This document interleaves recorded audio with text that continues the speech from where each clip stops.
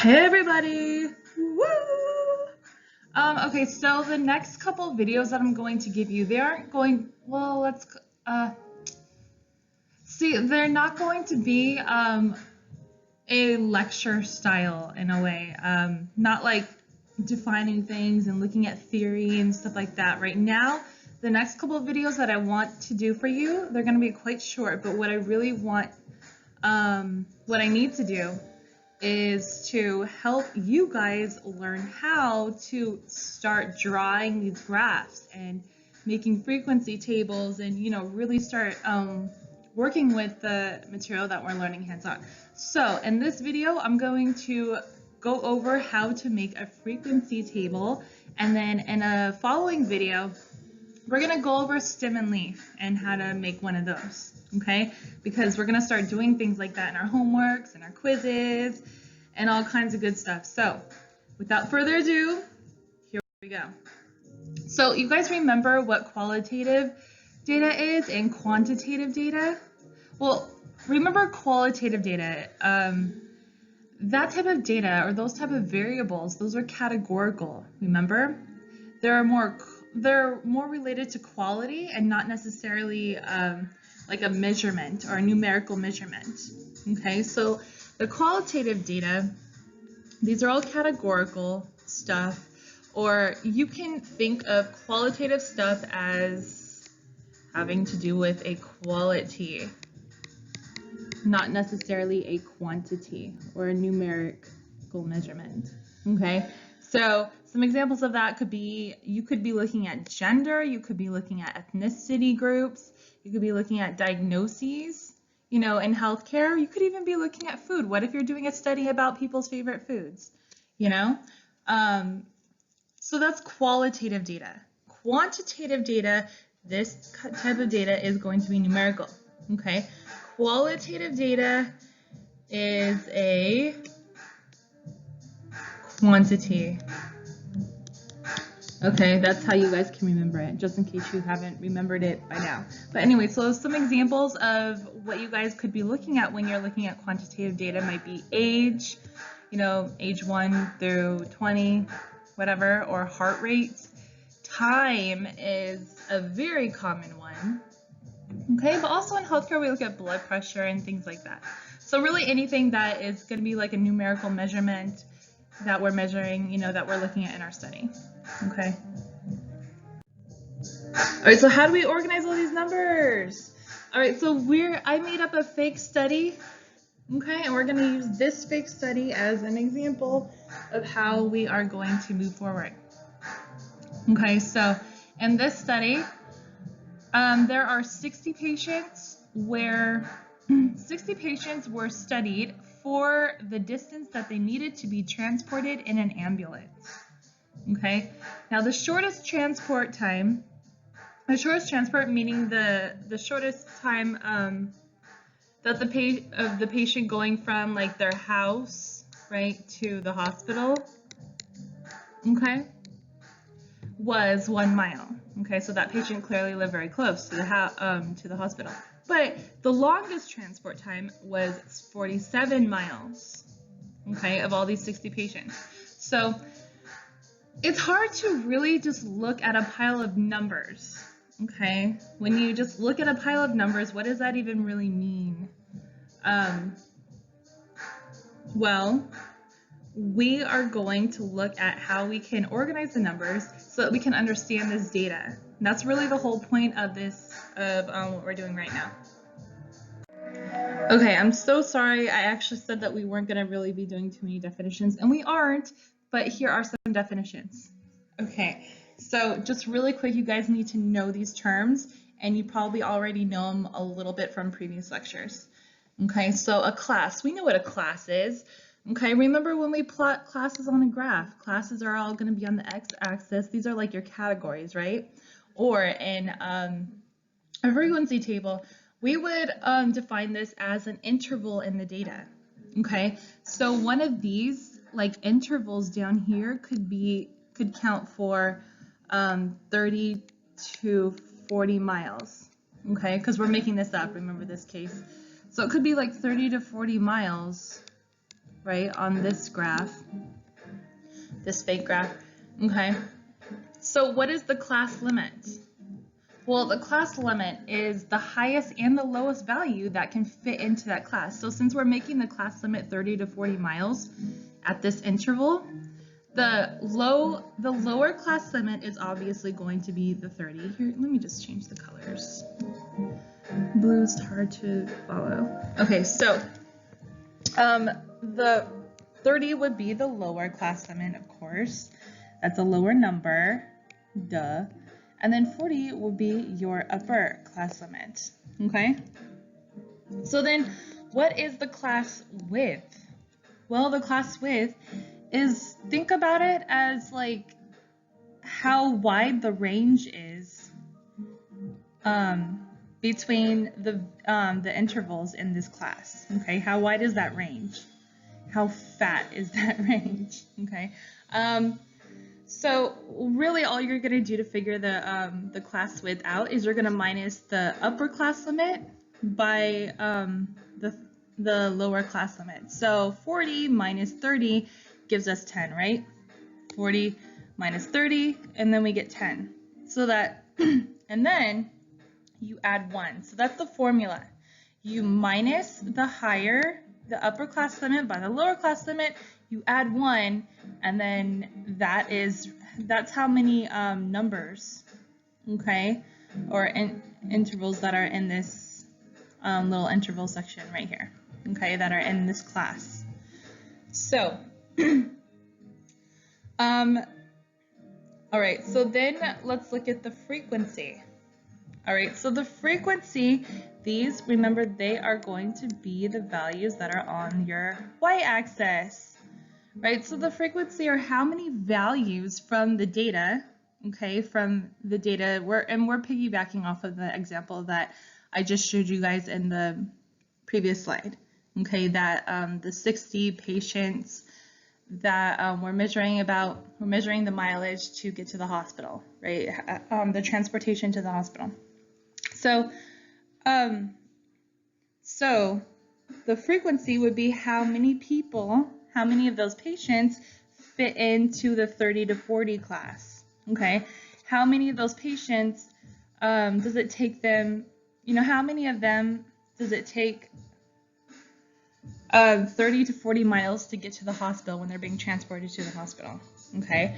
So that would be the frequency, and all you're going to do is just count how many times, how many patients fit into this class, or fit into this category, or into this interval, whatever terminology you want to use, but we should use class because that's the legit term. Okay, so how many of those values from the data set fit into this class?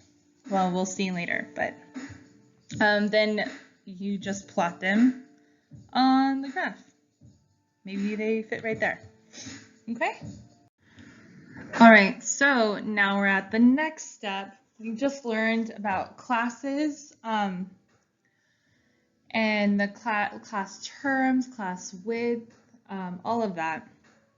Okay, so now what's next? Well, we should actually I should actually tell you guys that when you do figure out the classes and the class width and what you're going to fit into your classes when you draw one of these graphs, is that your classes should all have the exact same width. Okay, they should all be even. Okay, that being said, not everyone does that. I know that like, for example, if you look at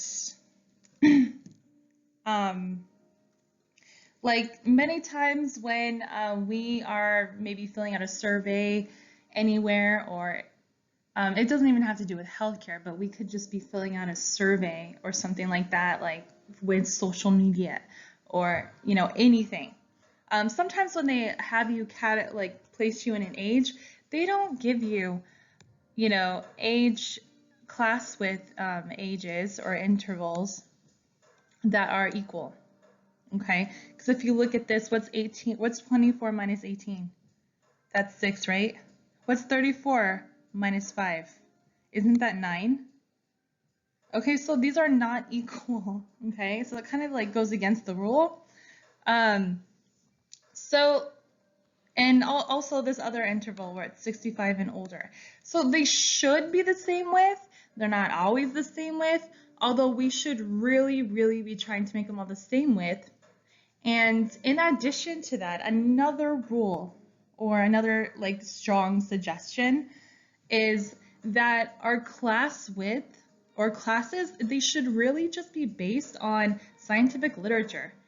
Well, in academia, they really need to be, because you guys, okay, I mean, maybe if you're doing like research for a company or just, you know, something else out there and you just kind of want to know things, or even if you're doing your own like little survey on Instagram or whatever, you don't have to follow these rules. But if you are doing something in science, okay, you're conducting a legit study, you really should be basing your classes off of the scientific literature. Okay, when you do your literature review, when you do your research prior to conducting a study, you really should be basing your classes off of what other people have done. And the reason for that is because you're going to be comparing that to what other people have done. Okay, your literature, your study, your results should be comparable to other people's. And when other people read your literature, your article, you know, if you get published, they're going to be comparing that to other people out there as well. So you want to make sure that it's easy to read, it's easy to follow, it matches what other people have done so they can compare the data. Okay. Also, there is a way for you to determine like the perfect class width, okay, using a formula. So on the next slide, we're actually going to go over that formula. All right, guys, this formula is super simple. Like, yeah, it's really easy. We are not doing calculus in this class, all right?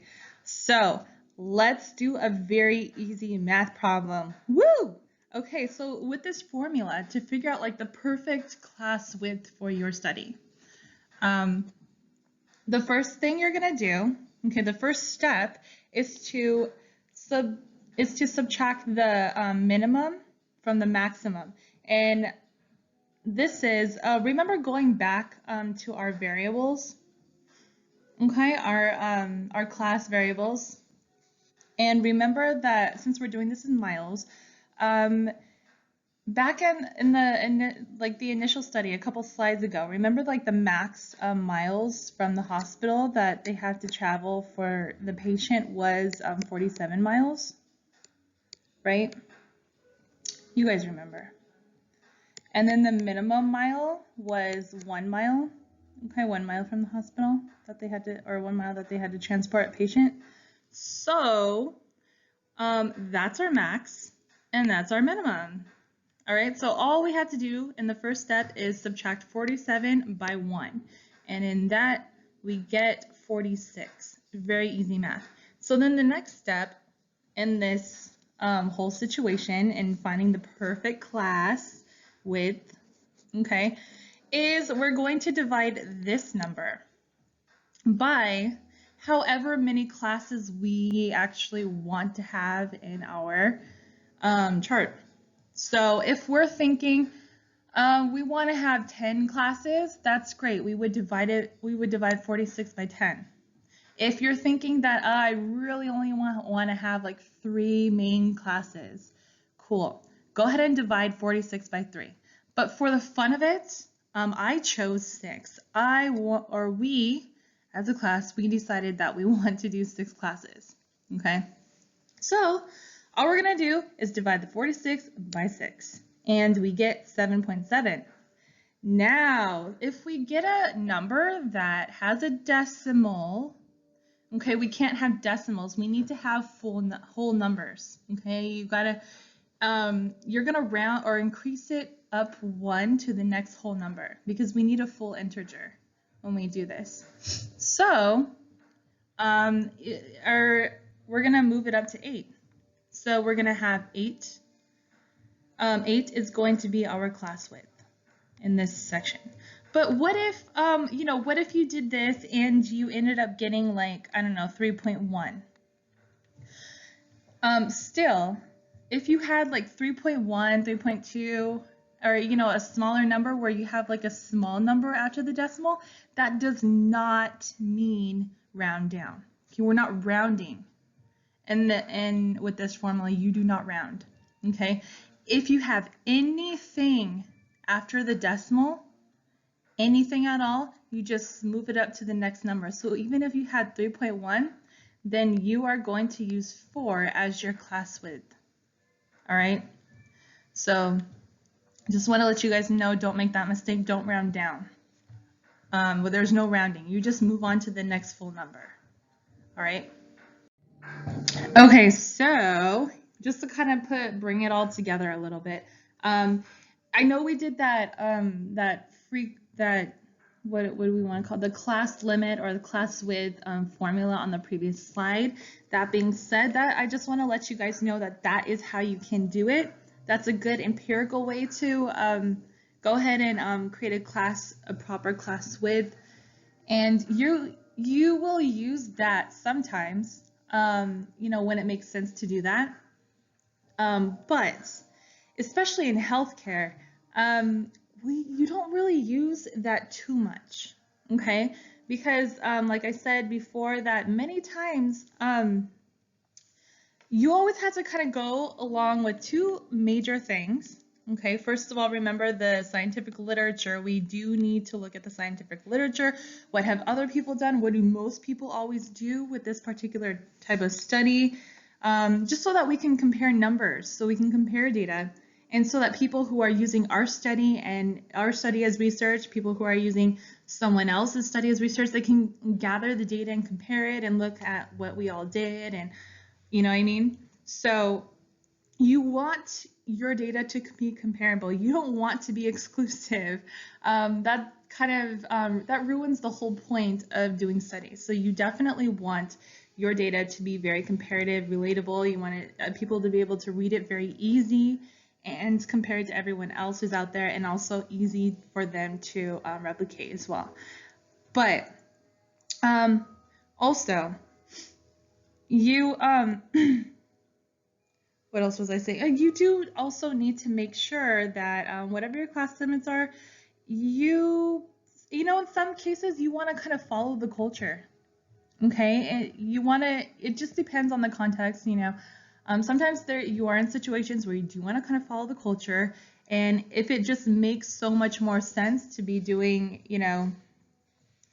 20 to 29, and then, or 20 to 30, then 31 to 40, 41 to 50, you know what I mean? If it makes a lot more sense to do that than to use the formula, or to even go after and copy someone else's study, then you also need to do what makes sense.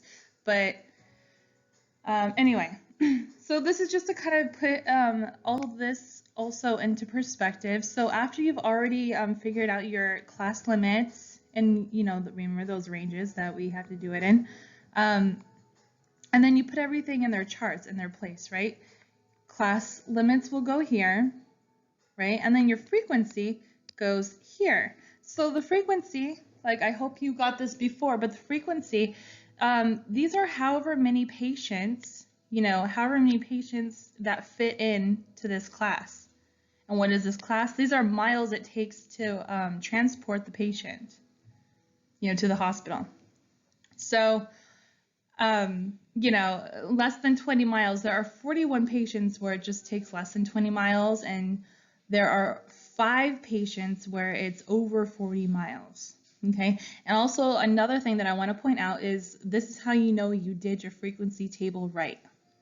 If you add all of this up and it equals the total number of patients, or whatever your frequency, whatever you're measuring, if it equals the total there from your problem. Remember, in the initial problem, we said there are 60 patients that we're looking at.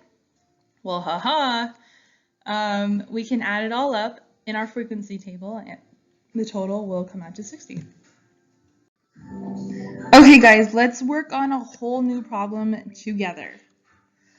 I hope doing it like this way actually works really well for us. So anyway, this is a whole new problem we're going to do together really quick. Okay, so the data collection portion of the problem. So glucose is measured in the blood and expressed in milligrams per 100 ml, right? Glucose is a big molecule that should be cleared from the blood, especially if you're fasting, because of course your body is going to metabolize it. And typically, okay, just a little background knowledge, if you have a lot of glucose in your blood when you're fasting, then that would mean that you're not really metabolizing the glucose, and you know that's diabetes. So this is how we can measure that. Okay. So anyway, blood glucose levels for a random sample of 70 women were recorded after a 12-hour fast. Okay, so the results here, what we're going to start calculating into our frequency table is, okay, remember 70 women. So we got 70 readings, right? Okay, so our the minimum reading was 45 milligrams per 100 ml. And then the maximum was 109 milligrams per 100 ml. Okay, and let's say we decide that we want to do 6 whole classes. So remember the formula and how we, let's say we want to use the formula to figure out our class width. So basically what we're going to do here is we're just going to subtract the 109 from 45. Okay, and that is going to come out to 109 minus 45. That's going to come out to 64. Okay, now what's the next step? You add 1. All right, so now we have 65. Then we take that number, and since we want to do 6 classes, we're going to go ahead and divide the 65 by 6. Okay, so let me go ahead and do that here. 65 divided by 6, and what you get is 10.83, like that, right? Well, what do we do when you have this number and we're trying to figure out our class width? You have to, we have a decimal, so we got to move it to the next number up, right? So our actual class width is going to be 11. 11. So what does that mean exactly? Well, when we're starting at 45, what that's going to look like is that class is going to be 45, 46, 47, 48, 49, 50, 51, 52, 53, 54, 55, and I believe there's 11 numbers right there. So we got 1, 2, 3, 4, 5, 6, 7, 8, 9, 10, 11. So we got 11 numbers that are going to fit in that class. So the first class is going to be 45 to 55. And that's pretty much going to be the pattern throughout the whole frequency table. Okay, just to give you a cool, nice little messy start here. We're going to see that on the next slide though. So that's pretty much what your class is going to look like. So really, with any reading that falls in this class width, that includes any of these numbers, okay, then you're going to count whatever frequency course, you know, whatever patient, all right, falls within one of these readings, and then that is going to be, you know, part of your frequency. So let's go check what's going on the frequency table. Yay, this is so much cleaner. Okay, so remember we calculated the first one together. That's going to be 11. Oh, that's you know, 11 throughout the whole thing. So basically what the next one is going to do, you're going to go 55 plus 11, okay, for your next class limit, which equals 66, right? So this class is going to be 56 through 66. Then what is your next class going to be? Well, what's 66 plus 11? 77. So your next class limit is going to be this range right here, 67 through 77. So then what's 77 plus 11? It's 88. So your next class limit, the whole thing is going to be 78 to 88, and so on and so forth. So you kind of get the idea, right? You add 11 to each one. Okay. All right. So this is what it looks like. All right. So let's say throughout this whole thing, maybe we had 3 patients that fell within this range right here. Okay, so we put the frequency, 3 there, and then move on to the next. How many patients fell within this range? Or who had a range, one of this reading's range? I guess we got 7 patients who fell within that area. Then the next one, how many patients fell in this range of readings? We had 22 patients fall within that range. Sorry, I didn't actually give you guys like a bunch of raw data readings. I just kind of put this here, but you kind of get the idea. So if we were to, if you were given a full problem, I would give you this. I would give you this amount, or I would give you the actual raw data, and then you could go ahead and put everything where it goes. Okay, so I hope you get the idea here. So after you've gone ahead and you filled out your frequency table, there are a few things you do want to double check, okay, to make sure you didn't do these kind of things, all right? Just to kind of make sure that we did it right. We're in the right spot. We're in that sweet spot. All right, so the first thing that you want to make sure you did when you made your frequency table is to make sure that all of the data points are accounted for only once in one of the classes. Okay, so remember you have your frequency here, your classes here. This is your range, right? And maybe we had 2 data sets that fell within that range or that class limit. Okay, because what if, there might be a reading that goes 51, and then there might be another reading that goes 53, and then 60, 62, whatever, all those other readings, 68, 70, maybe those are your readings, okay, for example. And then, so you want to make sure that all the data, okay, that falls within a certain class limit, it is accounted for. Okay, so we only have 2 that fall within this class limit, 2. So that one is accounted for. You want to double check and make sure you didn't count anything twice.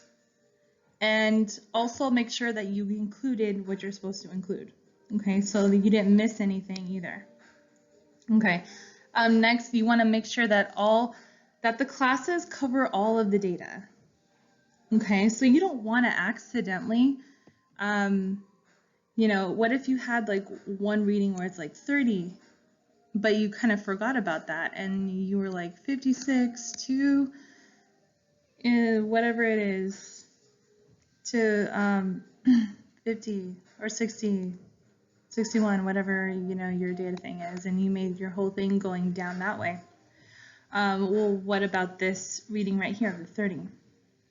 Okay, that needs to fit into its class, and you should have figured out a way to create a class limit for that data as well, that little piece of data.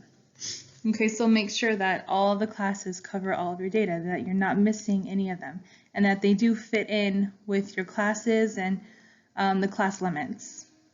Okay, next, make sure that the total of your classes adds up to the total data points. Okay, so remember your frequencies down here. That's what I kind of showed you guys on the other side. You want your total, after you've already kind of put all your data in its place, the total of your, like right here, whatever this equals, your frequency, that has to equal the total number of data points that you actually have. Okay, so just like how in that last example where we had a total of 60 fake patients that were being transported to the hospital. Okay, and then we had a bunch, it came with, various different readings for how many miles it takes to transport them. Well, all of that should add up to 60 total. Okay, so you want your total to be on point as well. Okay, so relative frequency table. All right, so it looks ugly whenever you see them because you get like a bunch of decimals next to your frequency and within your table, and the table looks big and it's just confusing looking, and I hate it. But at the same time, if you really know what you're looking at, it'll feel good to have it. Trust me, you're gonna like this. Anyway, so what does relative even mean? That it means that it's in relationship to the rest of the data. Okay, what are relatives? They're related to you. Okay, they have a relationship with you. Okay, so all right, so let's get down to some of the formula. All right, so the frequency, we know what a frequency is, and usually in these formulas, it's written as F. Now the total sample size, this is going to be represented as N. Okay, so that means the total number of individuals who are in that sample. All right, that is going to be represented as N. So how do you find the relative frequency? You divide the frequency by the total number of samples, or the total number of individuals within that sample. Very easy. So anyways, what you're going to get, or what you're going to see, is the relative frequency is actually the proportion of the values within that class. Okay, so you're going to see almost like percentages next to each class, and that means that value holds that proportion in relationship to the rest of the data. Okay, kind of like in percentages. We'll see in a second. Let's go ahead and move to that page. Okay, here it is. So hopefully this is going to start to make more sense to you. Okay, so relative frequencies, these are very useful to put in a frequency table. You can kind of see the relationship of that particular frequency reading to the rest of the data. Okay, these are basically like percentages. Okay, this is why I like this, and I feel like this makes so much sense. It actually allows you to put it in perspective when you're actually looking through the data and trying to understand it.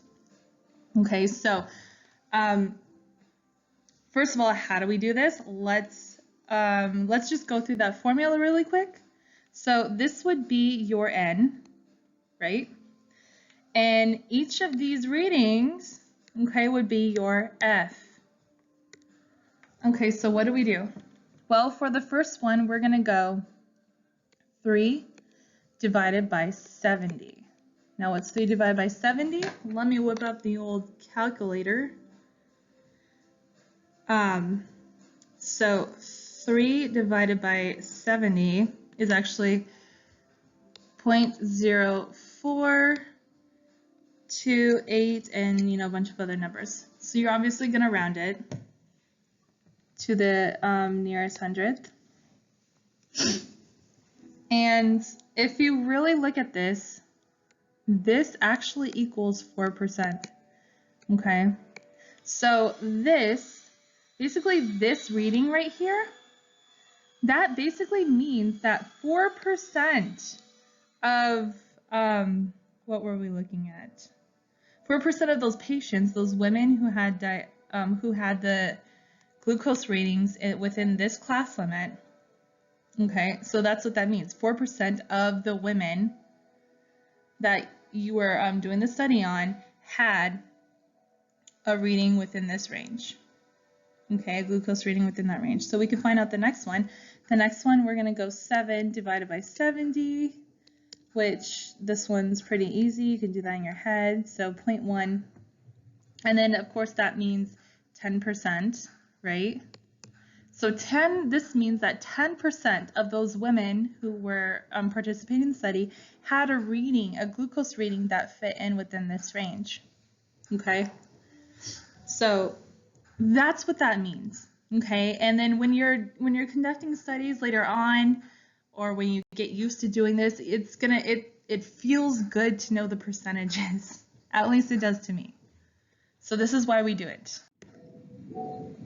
Okay, guys, just a quick recap, but before we do, I do want to mention that to anyone who wants extra credit for watching this particular video, since I'm not giving attendance points on this video, I will give extra credit points on watching this video, because this is super necessary for you to learn how to draw frequency tables, unless you already knew how to do it this whole time. That's also cool.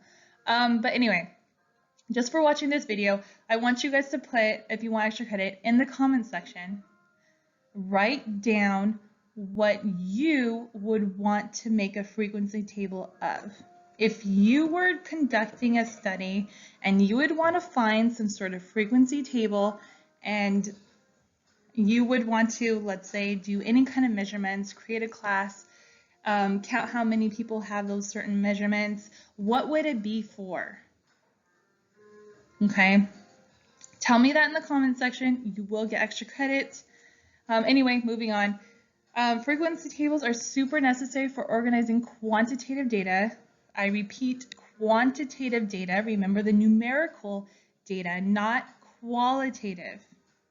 Quantitative data. Okay, so anything that you would want to do quantitative data, a quantitative study with.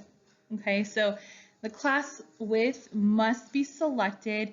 You have to find your lower and your upper class limits. You have to determine that, and you need to make sure that within your class limits that the class width is consistent throughout the entire frequency table. Remember, we saw kind of how important that is, and we saw different ways to sort of create your class width or your class limit. So you can go with what other people are doing in scientific literature. You can go ahead and create your you can go with the culture, you can go with the market, you know, what everyone else seems to be doing, so that you make sure that it's very comparable. Or if you want to be all sciencey about things, you can use that formula that we did. Okay? Either way, they need to be consistent. That is pretty important just to be able to make it readable. Anyway, frequencies are then filled in. And if you want to do your relative frequencies, remember those are basically like percentages. And they're so cool, in my opinion, to look at percentages, because to me it puts it into perspective and you can really understand the data. Okay, so I hope you guys learned a lot. Remember, don't forget, if you want extra credit for this video, comment on the type of quantitative study you would want to do if you were doing a frequency table. All right.